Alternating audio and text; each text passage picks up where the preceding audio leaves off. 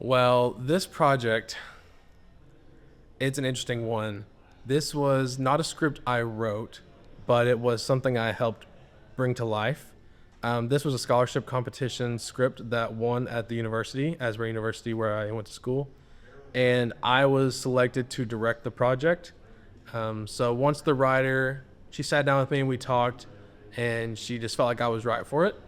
She kind of gave me free reins to make creative changes to the story and execute it however possible to make it look best on the screen.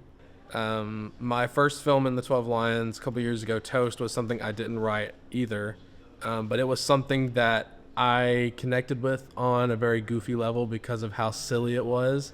And me and the writer just kind of like, we jived and felt like we can make this happen.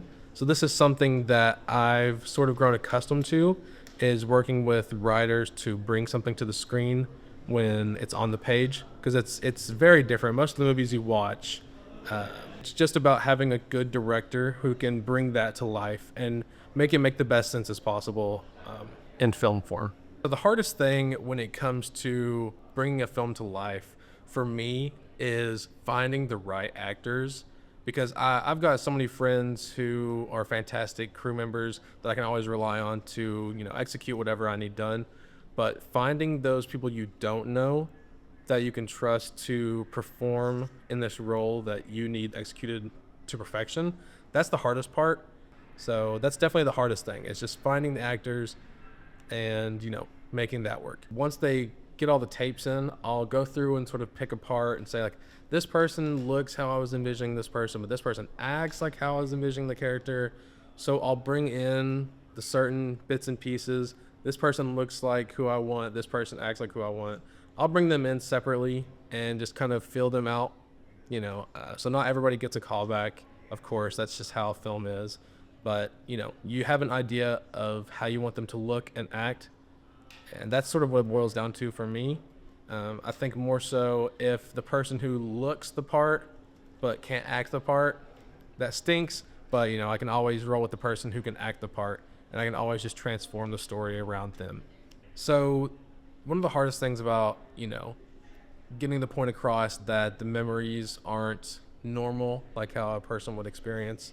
It was in the script that he has this condition, but just making that work without dialogue was probably one of the most difficult things about this. And it's still something that I see people struggling to understand because there's only so much we could do. One of the things we heavily relied on was getting emphasis on the notes throughout.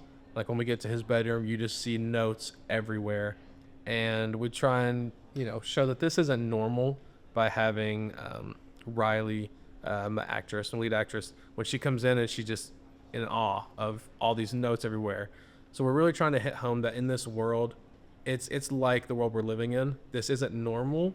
So he's doing this for a reason.